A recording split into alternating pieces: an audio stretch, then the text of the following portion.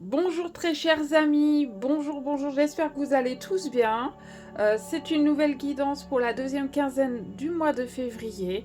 Donc on se retrouve tous ensemble aujourd'hui. J'espère que vous allez bien. N'hésitez pas à liker cette vidéo, à m'encourager en me laissant un petit commentaire, en vous abonnant à la chaîne, ça me fera très plaisir. Donc cette guidance, je la fais avec mon oracle Oraclera, que vous pouvez retrouver sur mon site oraclera.ovh. Il comporte 73 cartes.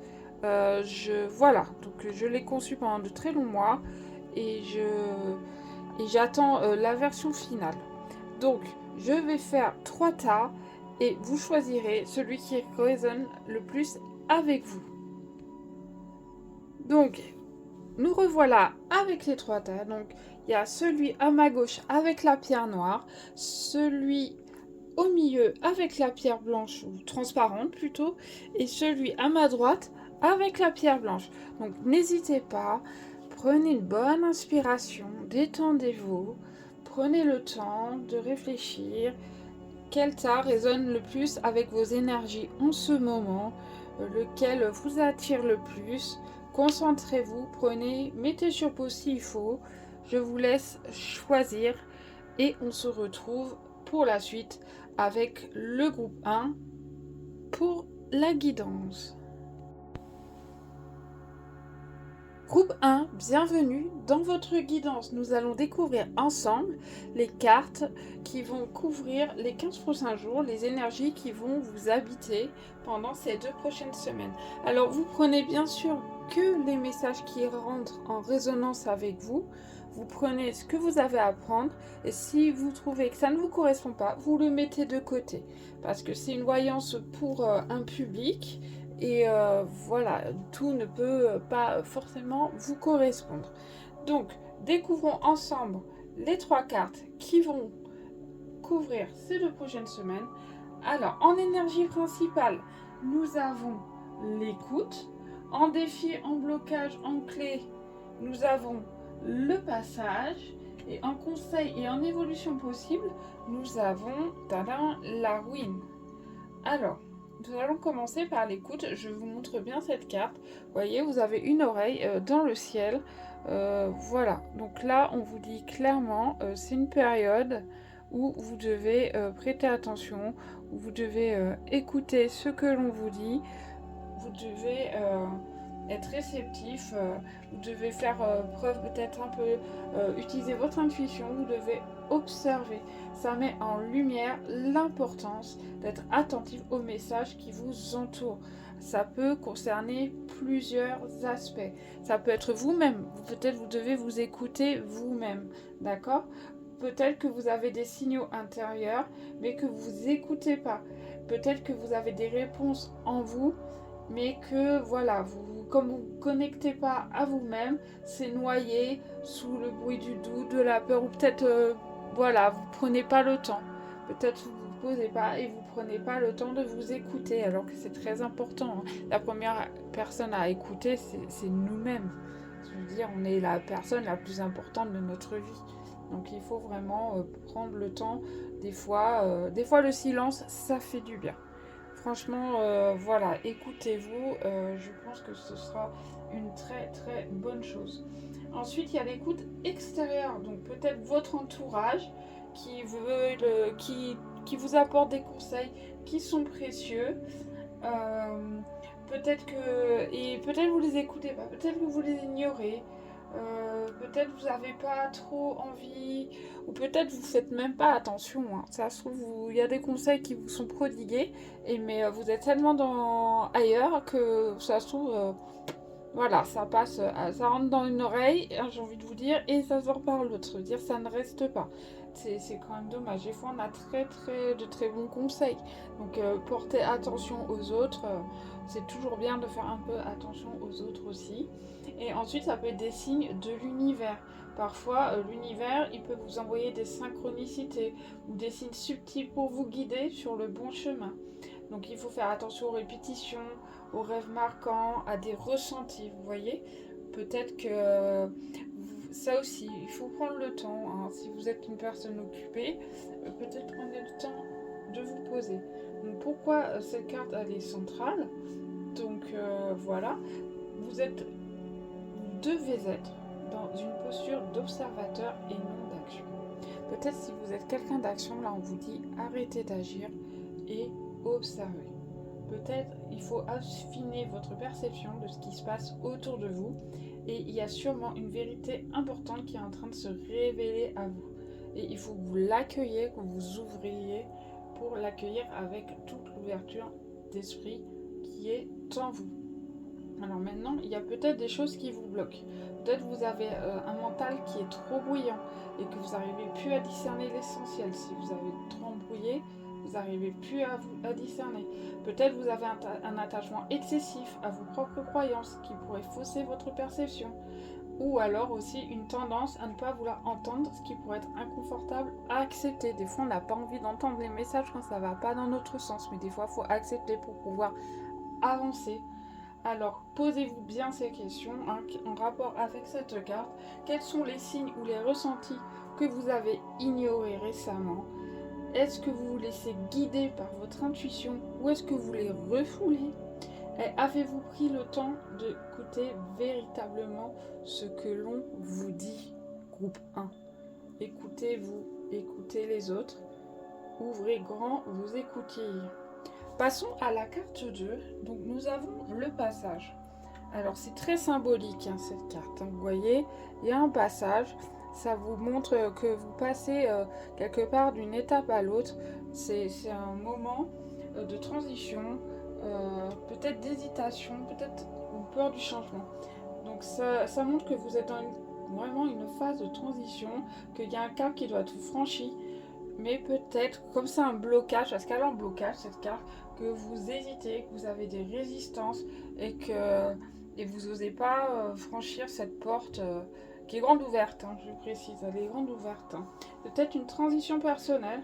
Alors peut-être vous êtes à un moment de votre vie où une évolution intérieure qui est nécessaire, mais comme c'est quand même une grande transformation, vous hésitez, vous n'osez pas y aller.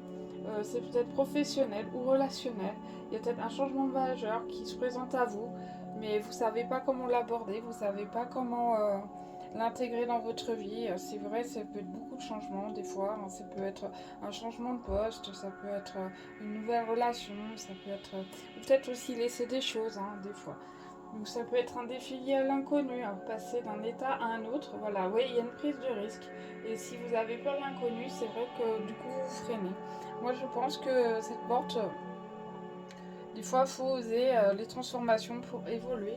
Les évolutions ça apporte toujours des choses, ça nous apporte de l'expérience et puis on avance dans notre vie, dans notre parcours de vie.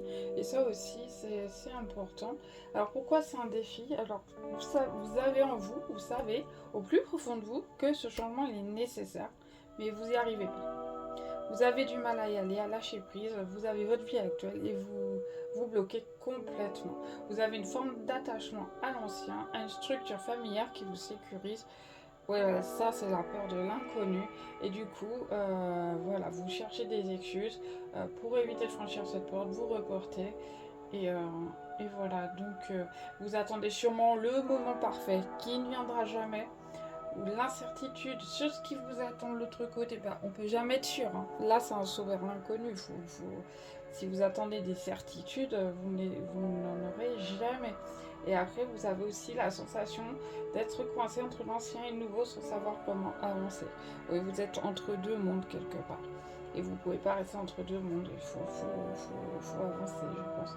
Donc voilà, donc il faut accepter, groupe 2, accepter le changement. Il faut accepter que les changements ça apporte son lot d'inconnu et d'inconfort. Parce que c'est toujours un peu d'inconfort quand on ne sait pas où on va. Il faut que vous rappeliez que l'évolution passe toujours par une phase de transition et faites un premier pas. Un tout petit premier pas même. Ça amorcera le changement, vous verrez comme ça. Vous irez vers ce changement en douceur. Vous n'êtes pas obligé de faire le gros changement. Vous pouvez y aller doucement. D'accord? Donc, qu'est-ce que vous craignez vraiment dans ce changement? Est-ce que cette peur elle est rationnelle ou est-ce que vous faites juste, vous supposez, vous imaginez et du coup ça vous bloque complètement?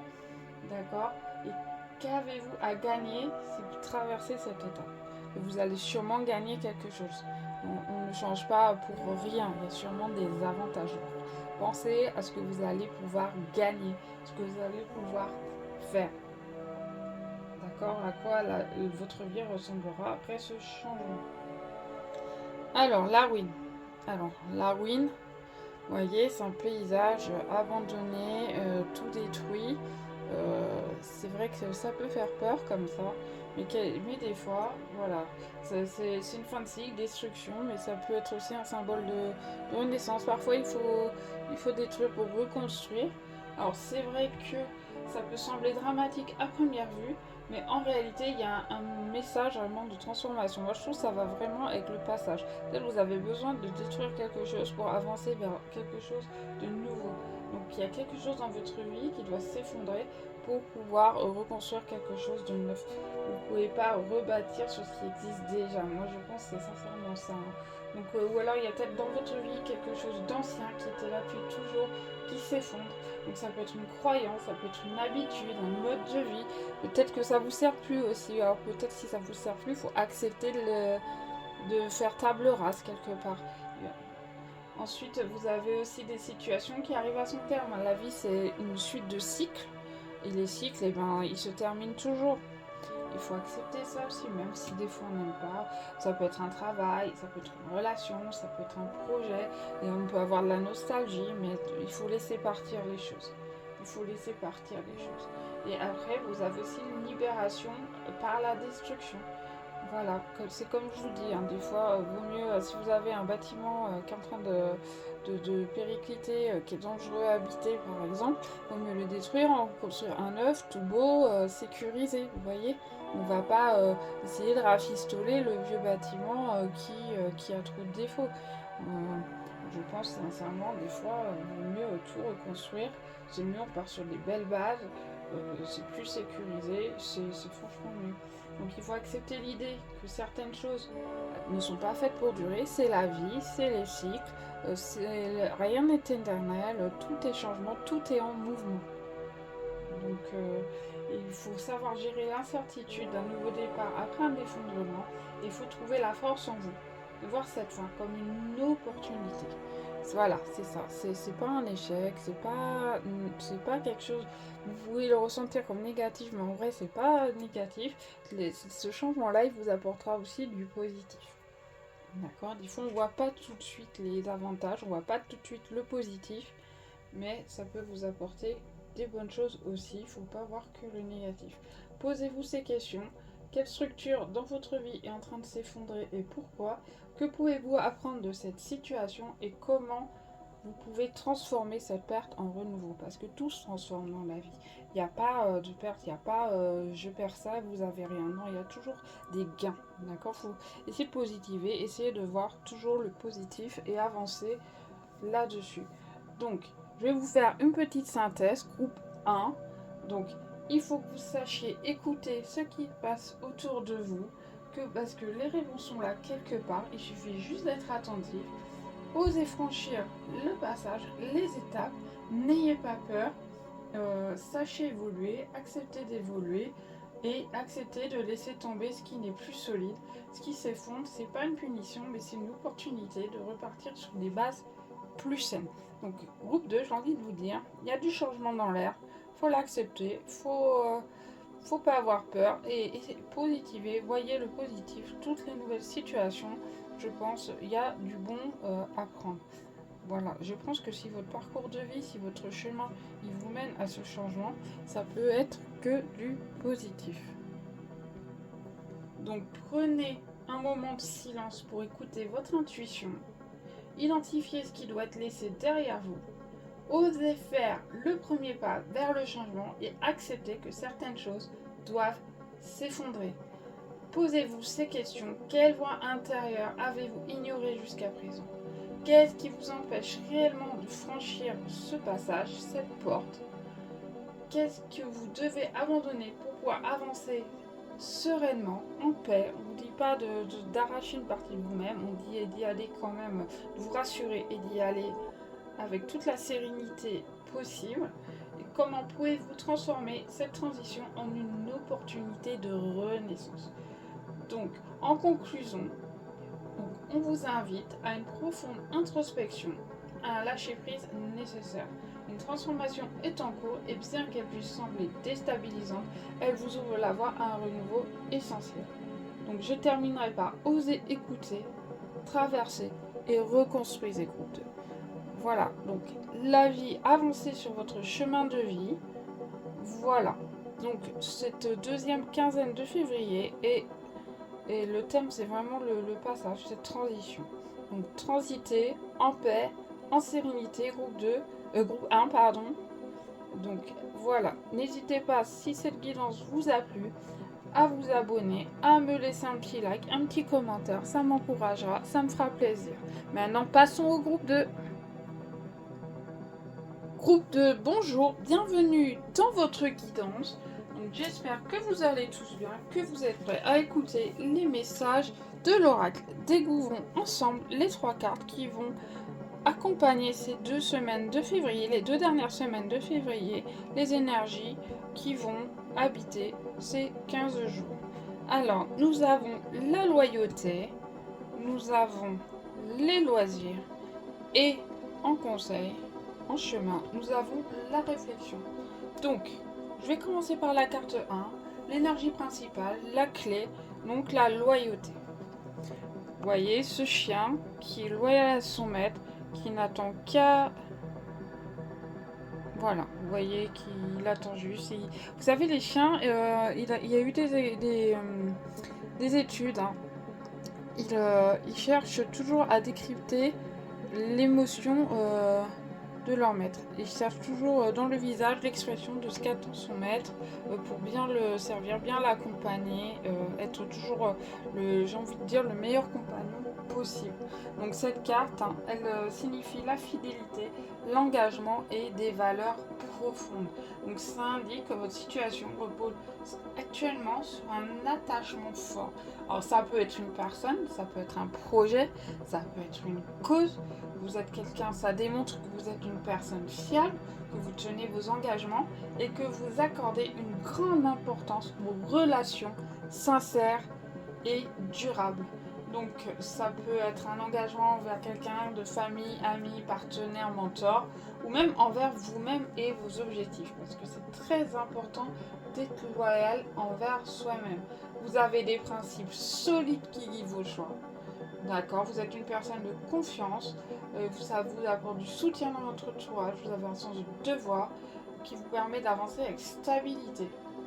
Alors maintenant, il peut y avoir des petits pièges, des fois on peut rester attaché à des choses qui ne nous servent plus, peut-être des engagements un peu pesants, on peut se négliger soi-même par excès de loyauté envers les autres ou être trop rigide pour ne pas évoluer. Des fois on a un tété, on est loyal envers une idée, envers quelque chose et on a du mal à se dépadouiller de ça. Mais en fait, la loyauté, c'est quand même une très très belle qualité. Donc, posez-vous des bonnes questions. À quoi êtes-vous loyal en ce moment? Est-ce que ça vous nourrit ou ça vous épuise?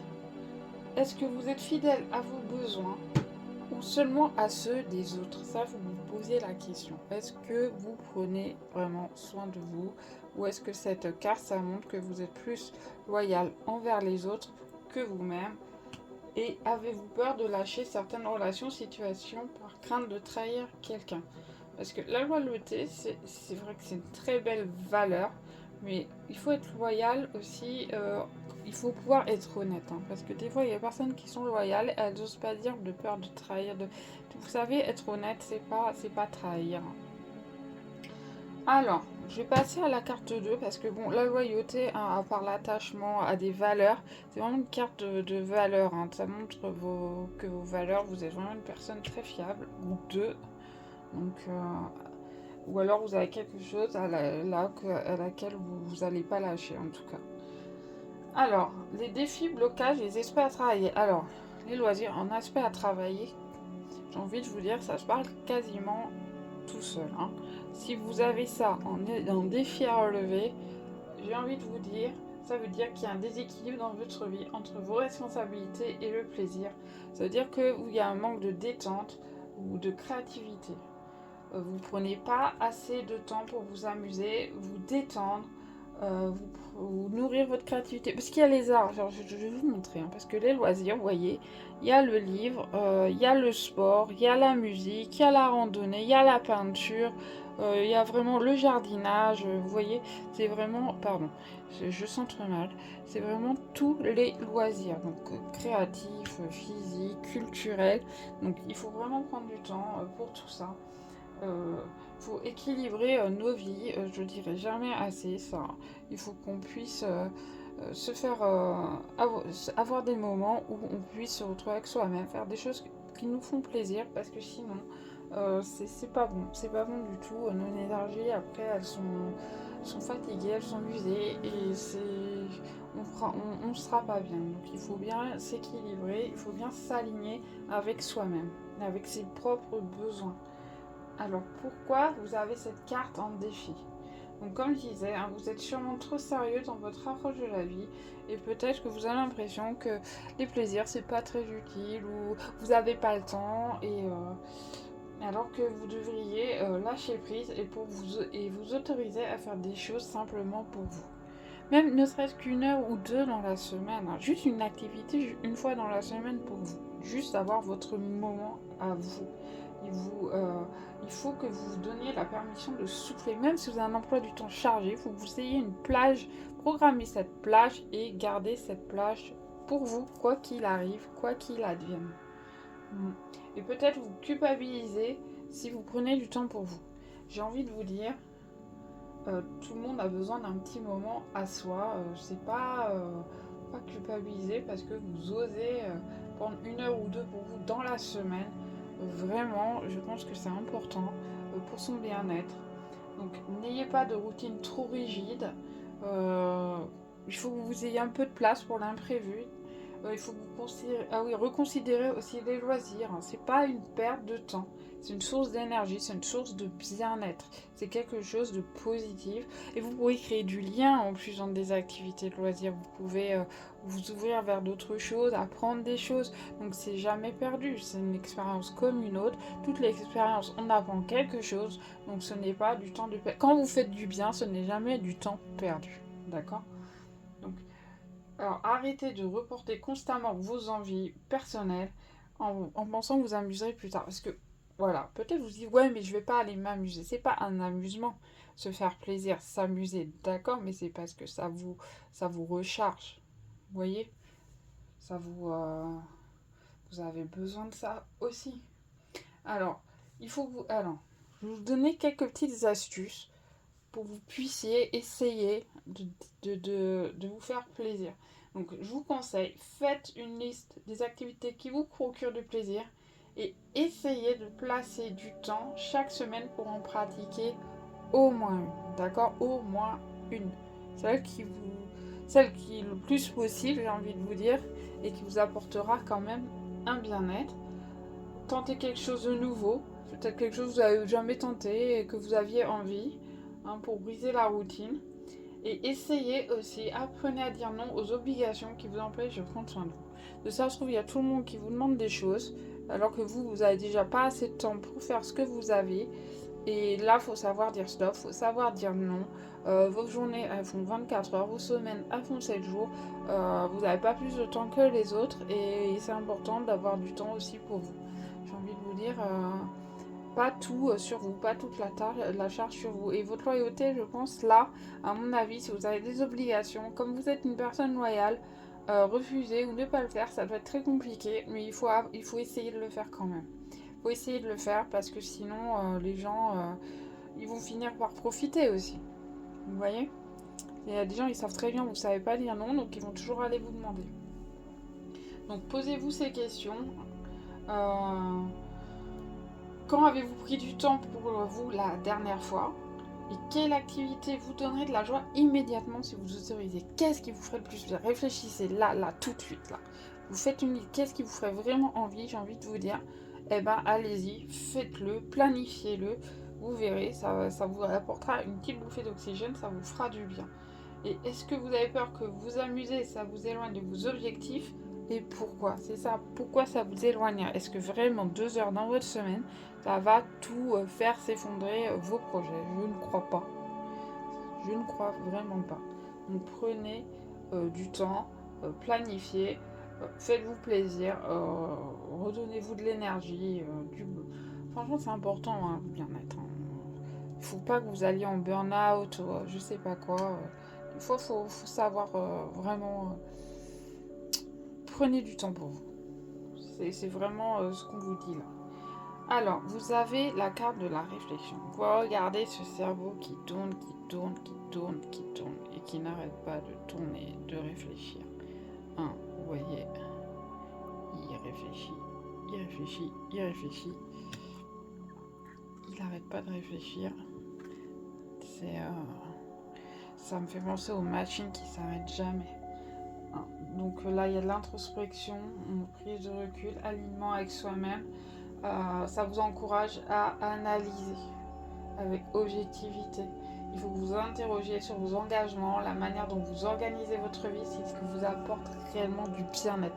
Je pense sincèrement que là, réfléchir à ce qui est important pour vous, c'est nécessaire. Là, c'est nécessaire. Et pourquoi maintenant ? Parce que c'est maintenant que vous avez besoin d'évaluer si vous êtes fidèle à vous-même et à vos aspirations. De la loyauté, c'est d'abord envers vous-même. D'accord ? Les autres, c'est important. Je ne dis pas que c'est pas important. Mais comment voulez-vous être efficace, aider au mieux les autres, être là pour eux si vous êtes épuisé ? C'est pas possible. Il faut que vous alliez bien pour pouvoir aider les autres. Donc, voilà. Vous êtes peut-être dans une phase de transition, peut-être que vous avez, vos vies elles sont complètement déséquilibrées entre le devoir et le plaisir, et que là il faut faire un petit réajustement, hein. Peut-être pas tout changer, mais un petit réajustement, je pense que ça fait pas de mal. Alors maintenant il faut éviter aussi d'analyser, de réfléchir, et comme ça vous repoussez, vous êtes en train d'y réfléchir et puis vous faites jamais. Non, non, non, non. Vous réfléchissez un peu et puis vous mettez en place, d'accord ? Il n'y a pas besoin de réfléchir pendant des mois et des mois et des mois pour se planifier une petite activité quelques heures par semaine. Hein, on est d'accord. Donc voilà. Et il faut éviter aussi de se focaliser uniquement sur les problèmes que vous allez... si voilà, vous faites ça, ça va... vous allez que vous focaliser sur le négatif. Ouais, je vais pas être là, si je prends du temps pour moi, ça va pas... Non, non, non. Vous arrêtez ça. Parce que moi je dis, les loisirs c'est aussi une opportunité pour évoluer, pour rencontrer des gens, pour se recharger en énergie. Donc reporter sans cesse, réfléchir trop, ça n'ira pas dans le bon sens, ça ne vous apportera rien du tout, à part vous fatiguer encore plus. Et le temps que vous passez à réfléchir, en plus vous pourriez faire quelque chose qui vous fait plaisir. Hein. Donc vous voyez, c'est... Voilà. Donc il faut savoir... gérer mieux vie personnelle, vie professionnelle, les loisirs. Donc prenez un moment pour écrire ce que vous ressentez, vos peurs, vos envies et vos frustrations. Il faut que vous méditiez ou vous passiez du temps dans un environnement calme pour clarifier vos pensées et identifier ce qui vous empêche pleinement d'être aligné avec ce que vous voulez vraiment. Et mettez une petite action en place pour amorcer le changement. Des fois, il suffit juste de faire le premier pas. Pour faire le... Vous savez, il y a quelqu'un, je regardais ça, c'était un coach mental qui disait ça.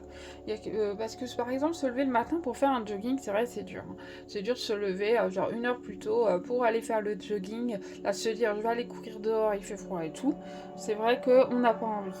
Et ben, le coach mental, il a dit, bah, tu vas pas te lever pour aller courir machin. Tu vas juste te dire, je me lève et je mets mon jogging. Juste. Parce que l'effort, vous voyez, l'effort à faire, juste là, être chez vous, juste à mettre le jogging, c'est un petit effort. Mais une fois que vous avez le jogging, vous dites, bah, j'ai le jogging, bah, autant que j'aille courir. Vous voyez ce que je veux dire ? C'est vraiment juste enclencher le truc et ça va vous déverrouiller les choses. Donc, et posez-vous, demandez-vous, qu'est-ce que vous ressentez quand vous pensez à votre vie actuelle ? Est-ce que ça vous convient vraiment ? Est-ce qu'il y a des engagements que vous devez revoir ou ajuster, qui vous prennent trop de temps ou qui ne sont pas finalement si importants que ça. L'importance aussi, clarifier l'importance des choses. Et comment pouvez-vous mieux équilibrer vos responsabilités et votre besoin de plaisir. Parce que c'est un besoin, hein, faut pas croire, c'est juste, ça sert à rien. Hein. Donc voilà. Donc vous êtes loyal et engagé, mais du coup... si c'est beaucoup envers les autres, ça prouve que vous négligez trop. Vous manquez de légèreté, de spontanéité, pardon. parce que vous êtes trop concentré sur les autres, sur vos responsabilités, sur plein de choses comme ça. Et vous devez réfléchir sur vos priorités. Vraiment, prenez le temps de réfléchir. Donc, reprenez contact avec votre propres envies. Intégrez plus de moments de détente et de loisirs dans votre emploi du temps. Réajustez vos engagements et passez de la réflexion à l'action. D'accord? La réflexion à l'action. Il faut agir. Ça ne sert à rien de tergiverser pendant des heures. Je veux dire, il faut réfléchir un peu, bien sûr, mais pas... voilà. Donc, vraiment, posez-vous les bonnes questions. Est-ce que vos engagements sont vraiment alignés à ce que vous voulez? À quoi vous consacrez trop de temps? Qu'est-ce que vous négligez? Comment vous pouvez retrouver plus de joie, de spontanéité? Et quelle première action, voilà, là, tout de suite, là, quelle action vous pouvez mettre en place? Redemandez-vous ça. Groupe 2, il faut prendre soin de vous, il faut rééquilibrer les choses, il faut vous faire plaisir, vraiment. Il faut vous dégager du temps pour vous, c'est important, c'est pas du temps de perdu, vous êtes importante, vos énergies sont importantes, que vous alliez bien, c'est important. D'accord? Donc prenez soin de vous, réfléchissez bien à tout ça.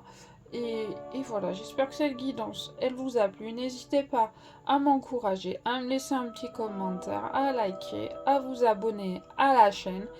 Et puis voilà, ça m'encouragera et ça me fera plaisir. Donc groupe 2, bonne 2 semaines, hein, bonne fin de mois de février. Et maintenant, je vais passer au groupe 3. Groupe 3, bonjour à tous, j'espère que vous allez bien. Donc nous nous retrouvons pour votre guidance. Nous allons découvrir ensemble les 3 cartes qui vont couvrir les énergies de ces 2 dernières semaines du mois de février. Voyons voir ce que les oracles ont à vous dire. En carte 1, nous avons la prévoyance. Attendez, je vais baisser, il y a le reflet. Voilà, ça va être mieux, je vais les mettre là. En carte 2, il y a l'ennui. Et en carte 3, nous avons le savoir. Donc, la carte 1, en énergie principale, donc nous avons la prévoyance. Donc, vous voyez ce petit écureuil qui est très très prévoyant, hein, qui emmagasine ces petites noisettes pour les temps plus durs comme l'hiver. Comme ça, il aura toujours bien à manger. Il n'aura pas faim. Il aura bien prévu les périodes de diète. Donc, il se prépare, il anticipe pour se sentir en sécurité. Donc là, ça démontre une capacité à anticiper, sécuriser votre avenir. Vous êtes sûrement dans une période où vous structurez vos projets, où vous accumulez les ressources, peut-être financières, intellectuelles, matérielles, et où vous évaluez les risques avant d'agir. Donc ça peut être un atout, car ça vous permet d'éviter les erreurs et les imprévus. Vous êtes quelque part, c'est une vision très stratégique qui est très utile, hein, dans la vie. Vous sécurisez votre avenir, vous prenez des décisions réfléchies et vous vous assurez que tout est en ordre avant de vous lancer, groupe 3. Eh ben, écoutez, moi j'ai envie de vous dire, vous avez bien raison, hein, on n'est jamais trop préparé dans la vie. Alors bien sûr, après, il peut y avoir quelques petits excès, hein. Trop de prudence, ça peut empêcher de passer à l'action. Et accumuler des ressources pour rien sans les utiliser, ça peut faire une stagnation, puis ça peut faire un gâchis des fois, parce que bon, vous emmagasinez, mais vous n'utilisez pas. Et voilà, du coup, voilà, mais je pense que dans l'ensemble, c'est quand même quelque chose de positif. Vous êtes quelqu'un de prévoyant et vous n'êtes pas quelqu'un qui va dépenser à tout va. Vous n'êtes pas quelqu'un qui va se retrouver du jour au lendemain sans solution. Je pense que dans la période que l'on traverse, c'est une très très bonne chose et que moi, je trouve que vous avez bien raison. Voilà. Donc en défi et en blocage, on a l'ennui. Vous voyez, ce chat là, il est complètement blasé de la vie, les amis. Il est là, plus rien ne l'intéresse. Il est plus motivé, il est fatigué mentalement. Donc malgré tout ce que vous avez préparé, il y a un vide en vous, une lassitude.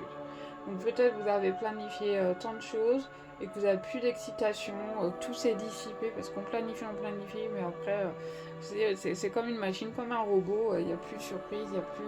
c'est ennuyeux en fait, hein. Et du coup le chemin est tellement sécurisé, mais il n'y a plus de stimulation. Voilà, c'est trop structuré, il n'y a plus d'imprévu, il n'y a plus de surprise, il n'y a plus de spontanéité. Et ou alors c'est un très long objectif que vous avez fixé. Et le chemin, voilà, vous y allez, mais en fait, c'est comme un autoroute, c'est ennuyeux, il y a pas de surprise, il n'y a rien, tout et ça roule, mais c'est chiant, hein, excusez-moi de le dire comme ça. Ou alors, peut-être vous êtes enfermé dans une routine qui ne vous permet pas d'explorer de nouvelles opportunités. Oui, c'est ça, la route, vous avez tout bien sécurisé, tout est bien. Et voilà. Donc, vous êtes concentré que sur la sécurité et la stabilité au détriment de votre passion. Et du coup, la monotonie, peut-être vous n'avez pas vu venir, hein, mais du coup, ça a rendu votre vie toute monotone. Mais que sortir de votre zone de confort, quand vous êtes quelqu'un qui aime bien prévoir et être en sécurité, ben, c'est compliqué. Alors, du coup, vous préférez vous ennuyer plutôt que de prendre un petit risque. Euh, voilà, est-ce que du coup votre quête de sécurité elle vous empêche pas de vivre pleinement et de ressentir de l'enthousiasme? Parce que l'ennui, ça peut être très très délétère aussi, hein, j'ai envie de vous dire, c'est pas toujours l'ennui, ça peut, sans motivation, sans... Enfin, la vie est longue, hein, j'ai envie de vous dire, hein. La vie est très longue, hein. Donc ensuite, en évolution possible, on a le savoir. On a cette très belle chouette, vous voyez. Donc le savoir, c'est quelqu'un qui sait, c'est la sagesse, c'est quelqu'un qui a étudié, qui étudie encore. Vous voyez, elle a des lunettes, elle a plein d'instruments d'astronomie, elle étudie les sciences, enfin, elle s'enrichit constamment, c'est ça le savoir. Donc là, il y a le thème de cette carte, c'est l'apprentissage, c'est l'élargissement des horizons, et c'est la sagesse aussi, hein. Donc on vous invite clairement, on vous invite à sortir de l'ennui, à aller explorer, à aller acquérir des nouvelles connaissances, et c'est sûrement la clé pour retrouver un enthousiasme et d'élargir votre vision, d'aller vers quelque chose de nouveau et voilà, de faire un petit challenge pour renouveler un peu de motivation, remettre un peu d'énergie dans tout ça. Donc comment vous pouvez dépasser l'ennui grâce au savoir? Donc peut-être s'intéresser à un nouveau domaine qui est intrigant, peut-être vous pouvez entamer une petite formation pour approfondir des compétences dans alors, soit un domaine que vous ne maîtrisez pas complètement ou que vous ne maîtrisez pas du tout. Lisez, allez discuter avec des gens, des experts, ouvrez-vous à des nouveaux horizons, d'autres perspectives. Vraiment, élargissez votre horizon, d'accord? Ne restez pas ancré dans votre domaine, dans ce que vous maîtrisez. Osez aller vers des nouvelles choses, allez apprendre. Moi, je pense que ce sera enrichissant. Trouvez des mentors, trouvez des sources d'inspiration, dynamisez votre projet, mettez un peu de folie dans tout ça, sortez un peu de votre route toute droite. Voilà. Alors, non, est-ce que vous n'appliquez pas ce que vous savez parce que vous avez peur de changer? Est-ce que vous avez des informations, que vous êtes déjà formé mais que vous passez pas à l'action parce que ça vous fait peur? C'est pas sécurisant les nouvelles choses. Est-ce que vous êtes une personne qui analyse trop et du coup vous prenez pas trop de décisions ou alors vous tergiversez tellement, vous réfléchissez tellement longtemps, vous êtes dans les livres et là du coup à force aussi sans action on s'ennuie. Donc quelle est la prochaine chose que vous pourriez apprendre pour retrouver un peu de motivation et dynamiser votre parcours? À mon avis, il vous faut de la nouveauté, il vous faut un peu de sang neuf, hein, un peu de jus de cervelle, là tout neuf, tout frais, hein. Franchement, je pense que ça ne peut vous faire que du bien.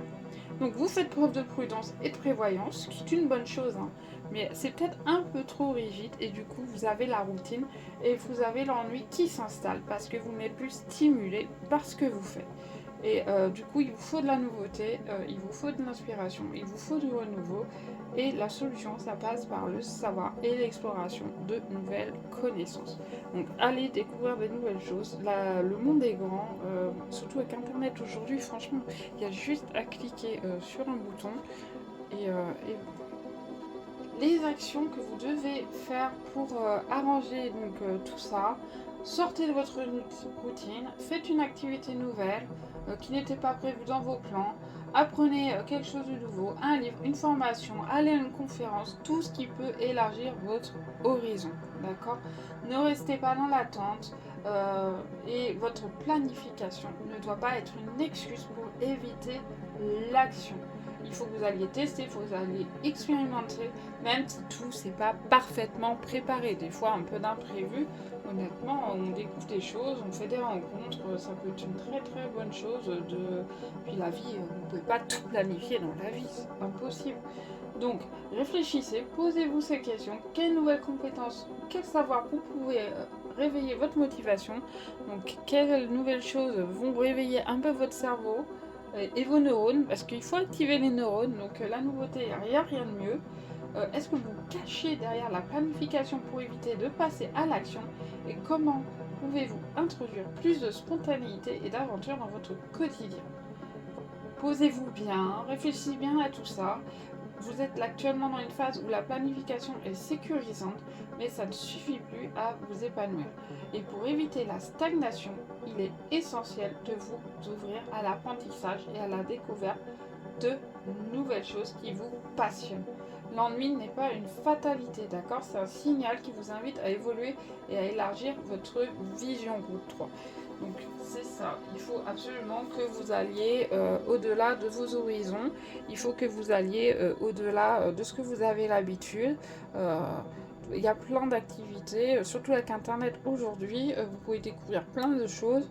Il y a juste à ouvrir le navigateur et le monde est à vous. Donc n'hésitez pas, intéressez-vous et voilà. Donc les deux dernières semaines de ce mois de février, apprenez des choses, allez vers la nouveauté, explorez et vous irez mieux, vous ennuierez moins. Bon, voilà groupe 3, c'était votre message. Donc j'espère que cette guidance vous a plu. N'hésitez pas à vous abonner, à me mettre un petit commentaire, à liker, ça me soutient, ça m'encourage à continuer. Et puis voilà, je vous retrouverai dans 15 jours pour une nouvelle guidance et je vous souhaite le meilleur. À très bientôt, au revoir.